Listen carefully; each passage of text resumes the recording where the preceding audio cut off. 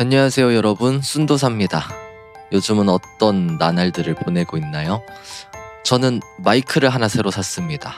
소리가 어때요? 좀 달라진 것 같나요? 제가 기존에 가지고 있던 마이크가 5대였는데 이제 6대가 됐어요. 무선 마이크 합치면 더 많아지고요. 왜 마이크를 샀냐면 그냥 좀 더 좋은 마이크 써보고 싶었어요. 여러분도 하고 싶은 거 마음껏 하면서 사는 삶이 여러분에게 펼쳐지기를 바라봅니다. 지난 시간에 우리는 요셉 이야기를 살펴보았습니다. 그 이야기 속에서 우리는 신실하신 하나님의 손길을 마주했었죠. 은밀하게 뒤에서 역사하시는 하나님. 우리가 힘들고 암울한 그 현실 속에서는 보이지 않더라도 하나님은 계속해서 은밀하게 뒤에서 역사하고 계신다 하는 그 모습을 보았었습니다. 그러한 역사 속에서 요셉은 그 하나님의 손길을 고스란히 경험하죠. 오늘 우리는 이제 창세기의 이야기를 끝내고 출애굽기로 들어갑니다. 출애굽기에서부터 민수기까지, 정확하게는 민수기 10장 10절까지는 하나의 이야기 흐름으로 이어져 있어요. 이 커다란 이야기 덩어리 속에서 이야기를 세부적으로 구분을 해보면 3개의 단락으로 나눠지는데요. 출애굽 이전에서부터 시내산까지 이동하는 이야기 하나, 그리고 시내산에서 머물고 있으면서 벌어진 이야기 하나, 그리고 시내산에서 다시금 출발해서 가나안 땅까지 이동하는 그 이야기 하나, 이렇게 3개의 덩어리로 이야기가 이루어집니다.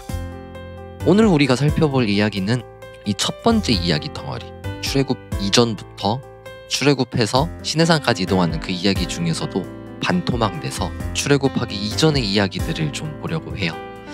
이집트 안에서 일어난 일들이죠. 출애굽기 이야기는 요셉 이후부터 히브리 사람들에게 일어난 일들이라는 배경을 설명하는 것으로 시작합니다. 요셉은 죽었지만 이스라엘 자손들은 나날이 늘어갔고, 그러한 와중에 요셉을 알지 못하는 이집트의 왕이 등극하는 사건이 벌어지죠. 그 파라오, 그 왕은 계속해서 늘어가는 히브리 민족으로 인해 두려움에 가득 찼고 강제로 노동을 시키면서 그들을 감시하게 됩니다. 이것으로만 하면 그나마 다행이죠. 근데 여기서 그치지 않고 파라오는 인구가 늘어나는 원인을 막아보려고 히브리 출신의 산파들을 시켜서 히브리 사람들이 자녀를 낳았을 때 아들은 죽이고 딸은 살리게끔 합니다. 산파들이 말을 안 들어서 문제였어요. 산파들은 파라오의 명령을 듣지 않고 변명하면서 아들을 낳았음에도 죽이지 않았습니다. 출애굽기의 저자는 산파들이 그렇게 행동했던 이유를 가리켜서 하나님을 경외했기 때문이라고 설명합니다. 그래서 파라오는 또 다른 명령을 내리죠. 히브리인들에게서 태어난 아들을 모두 강에 던져 죽이라고 말이에요. 이러한 배경 속에서 출애굽기에서부터 신명기까지 이르는 많은 책의 중심 인물인 모세가 태어납니다. 모세가 태어나서 이집트 왕궁으로 들어가는 그 이야기, 그래서 왕궁에서 자라는 이야기는 우리가 너무나도 잘 아는 이야기죠. 태어난 아들을 숨겨서 기르는데 한계가 생겨서 왕골 상자를 가져다가 역청과 송진을 바르고 나일 강가에 밀어 넣습니다. 그걸 파라오의 딸이 목욕하러 강가에 갔다가 발견하죠. 상자를 가져와서 보니까 아이는 울고 있었고, 아이를 불쌍히 여긴 공주가 아이를 궁으로 데려다 모세라는 이름을 붙이곤 키웁니다. 그렇게 궁에서 자란 모세, 그 모세는 히브리 사람을 괴롭히는 이집트 사람 한 명을 죽이게 됩니다. 아무도 없다는 걸 확인하고 처리했는데 누군가 봤나 봐요. 그 사실을 알게 된 모세가 미디안으로 도망칩니다. 그리고 미디안의 제사장 이드로를 만나서 그들과 함께 살면서 이드로의 딸인 십보라와 결혼하고 자식을 낳으면서 이제 목자로 신분을 탈바꿈하고 삶을 살아가게 됩니다. 그런 상황 속에서 이집트 안에서는 히브리 사람들을 괴롭히던 파라오가 죽었습니다. 그럼에도 불구하고 그들에게 가해진 괴롭힘은 끝나지 않았죠. 그래서 히브리 사람들은 하나님께 부르짖기 시작합니다. 그리고 그 부르짖음을 들으신 하나님이 히브리 사람들을 이집트에서 빼낼 계획을 하기 시작합니다. 그 계획을 세우게 된 이유는 사람들의 부르짖음도 있었지만 아브라함과 이삭, 야곱, 이 3명의 족장에게 하셨던 약속을 하나님이 기억하셨기 때문이라고 출애굽기는 이야기합니다. 그래서 하나님은 그 계획을 수행하기 위한 도구로 모세를 선택합니다. 양을 치러 광야를 지나 호렙산으로 간 모세와 하나님이 만나는 그 유명한 장면이 펼쳐지죠.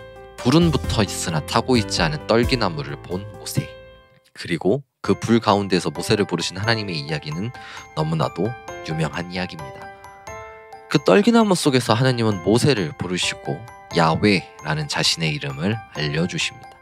하나님께 받은 소명에 대해 불안하기도 하고 무서움을 느낀 모세였지만 하나님의 말씀을 붙잡고 자신의 가족들과 함께 이집트 땅으로 돌아갑니다.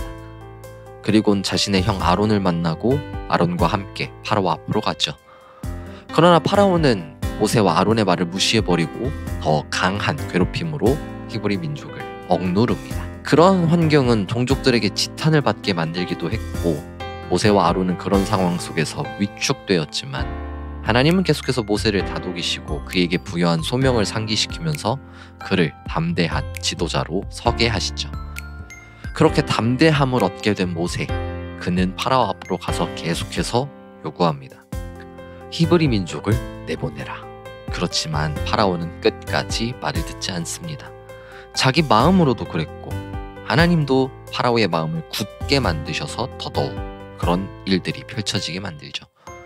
그래서 내보내지 않으면 안 되게끔 일들이 펼쳐집니다. 우리가 잘 아는 10가지 재앙 사건이죠.